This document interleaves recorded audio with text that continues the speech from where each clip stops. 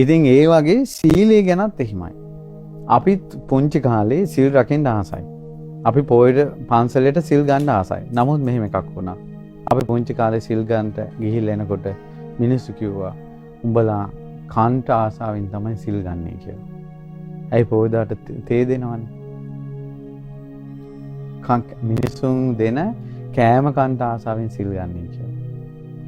ඒකට අපේ හිතට මොකක්ද වුණා? ඒ සසරේ පුරුද්දටද කොහෙද අපි සිල් ගන්න එක නතර කළේ නැහැ. ඊට පස්සේ ওই විදිහට එක එක දේවල් වලින් මේ මිනිස්සයා පහලට දානවා.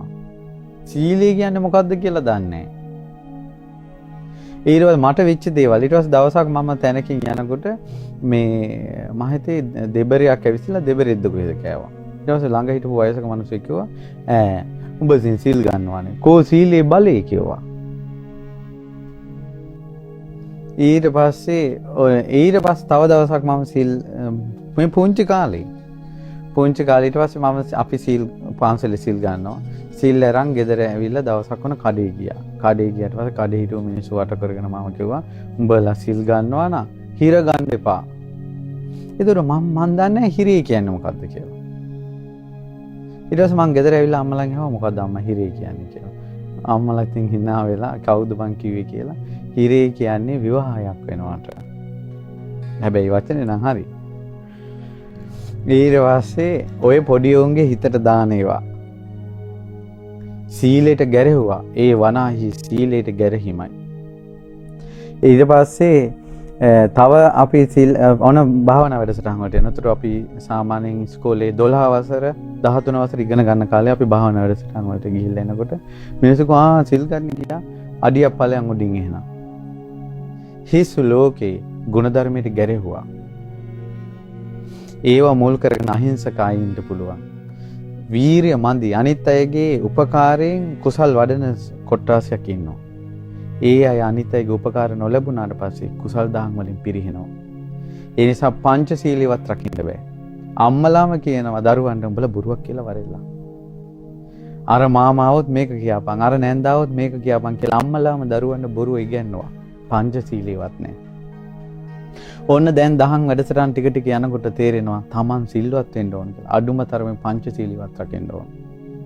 අද කාලේ මේ ධර්මයේ දියුණු කරන්න ඕන බුද්ධ ශාසනය බේර ගන්න ඕන කියලා කෑකොස්සන් ගහන හිස් ගිහි මිනිස්සු ලෝකයක් ඉන්නවා. බුද්ධ ශාසනය ජාති ආගම වෙනින් කැප වෙන්න ඕන කියලා. පංචශීලීවත් නැහැ.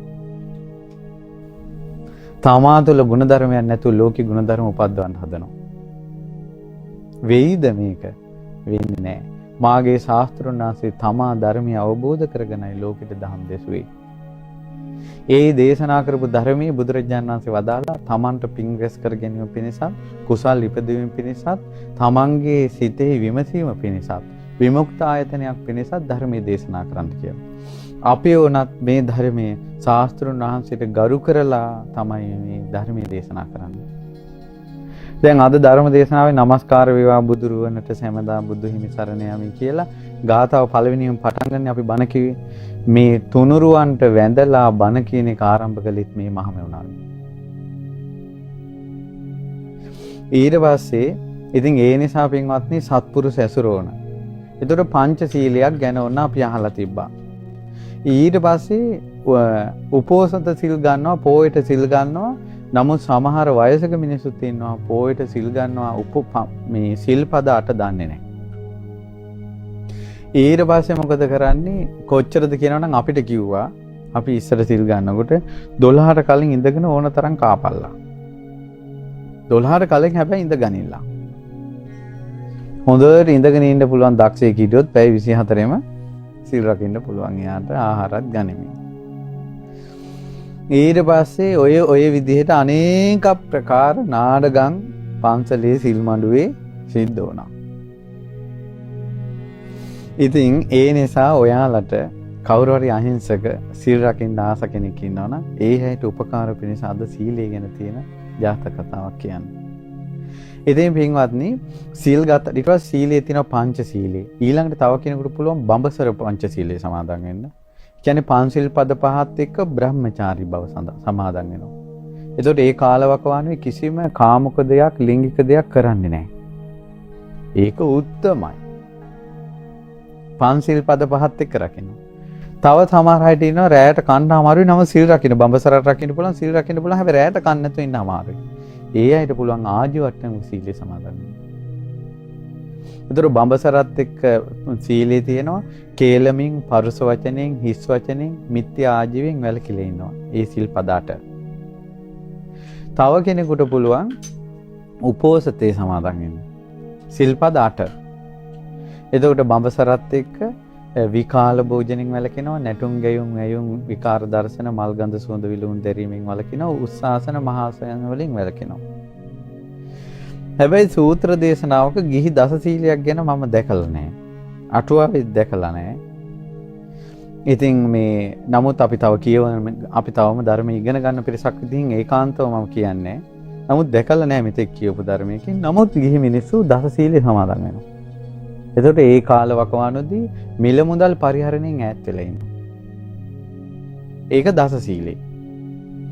තව සමහර අය මෙත්තා කරුණා මෛත්‍රියෙන් වාසය කරනවා කියලා අට සීලයට අමතරව තව සිල්පදයක් සමාදන් වෙනවා. නවාංග උපෝසතේ කියනවා. එහෙම සීලෙකුත් තියෙනවා. තව සීලයක් තියෙනවා. ඒ සීලයට කියනවා මේ පාටිහාරී සීලය කියලා. මේ පාටිහාරී සීලය කියලා කියන්නේ උපෝසතේ සමාදන් පොය අදනම් කලින් දවසෙත් උපෝසත සීල් සමාදන් වෙනවා. එදාට සීල් සමාදන් වෙනවා. පහුවදාට සීල් සමාදන් වෙනවා. දවස් 3ක් සීල් රැකෙනවා. ඊළඟට තව සීලයක් සමාදන් වෙනවා මේ මාසයකට දවස් 8ක සීලයක්. ඒ කියන්නේ දවස් දෙක සීල් රැකෙනවා. ඔන්න ඔහොම සීල් රැකීමක් තියෙනවා ගිහි මිනිසුන්ට. එතකොට ඇත්තටම බුද්ධ ශාසනය ඔයාලා බුදුරජාණන් වහන්සේගේ ශ්‍රාවකයෝ නම් අනේ ඔය කියන සීලය මේ ජීවිතේට එකම දවසක් හරි ඔය හැම සීලයක්ම රකින්න නැත්තම් නේ. දැන් ඇත්තටම ඔය මම මේ කියන කාලේ සමහර අය ඒ වගේ සීල තියනවා කියලාවත් දන්නේ. අපි ධර්මයේ ගුරු ඇසුරෙන් ධර්ම ඉගෙන ගන්න කල් ඕක දන්නේ. මට පුදුම හිතුණා අර පාටිහාරී සීලය ගැන. අර දවස් 3ක් රකින්න එක ගැන ඉගෙන ගන්නකොට මට පුදුම හිතුණා අනේ අහිංසක මිනිස්සු මේවා දන්නේ නැහැ නේ කියලා. පින්වන්ත අය එසේ සීල් රකිත්වා. ඊළඟට තව තියෙනවා සීලයක්. ඒ තමයි සමහර අය සීල් රකින්නකොට ගොඩාක් පන්සල් වල කියන්නේ පන්සල් වලත් අසුපවල ගොඩාක් අය හවස 4ට සීල් පවාරණය කරනවා. නමුත් බුද්ධ දේශනාවේ තියෙනවා සම්පූර්ණ සීලයක් වෙනකොට පූර්ණ සීලයක් රැකෙන්නේ 30 පැයෙන්. 30 පැයෙන් කියන්නේ පැය 24න්. සිංහල ක්‍රමයට 30 පැය. අද උදේ සමාදන් වුණා නම් පහුවදා උදේ වෙනකල්. ඒ විකාල භෝජනේ සිල්පදයේ සමාදන් වුණොත් එහෙම රැය පහන් නැතුනම පහුවදා අරුණ නැගිනකල් මින්න ඕන ආහාර ගන්න නැතුව. දැන් මේක සිල්පද සමාදන් වෙලා 4ට සිල්පවරණ ගිහලා රැයට හොඳට සාප්පයන් වෙනවානේ. එතකොට මේ සීලේ සම්පූර්ණ නැහැ. සීලේ සම්පූර්ණ නැහැ. තව තියෙනවා ඊළඟට තමයි සිල් අපි කියමු උපෝසතය සමාදන් වුණා. සමාදන් වුණාට පස්සේ කරන්න ඕන ටිකක් තියෙනවා. ඒ සීලයේ සමාදන් වෙන්නේ රහතන් වහන්සේලා අනුගමනය කරලානේ. එතකොට එදාට කරුණාවෙන් මෛත්‍රියෙන් ඉන්න ඕන. එතකොට අර සීලයේ නැමැති මණික උපදැමෙනවා ඒකෙන් කරුණාව මෛත්‍රියෙන්. ඊළඟට සිල්පද සමාදන් වුණාට පස්සේ අනිත් අයට උපකාර කරන්න ඕන. තව මම දැක්ක එක දේශනාවක තියෙනවා කොයි හරි අටුවා විස්තරයක උපෝසතයක් සම්පූර්ණ වෙනවා කියනවා. පැය 24ක් උපෝසතේ රැකලා පහවදාට සංඝයාට දානයක් දීලා තමයි කියනවා එයා සිල් පවාරණය කරන්නේ. සාංගික දානයක් දීලා. එහෙම සීලයක් තියෙනවා.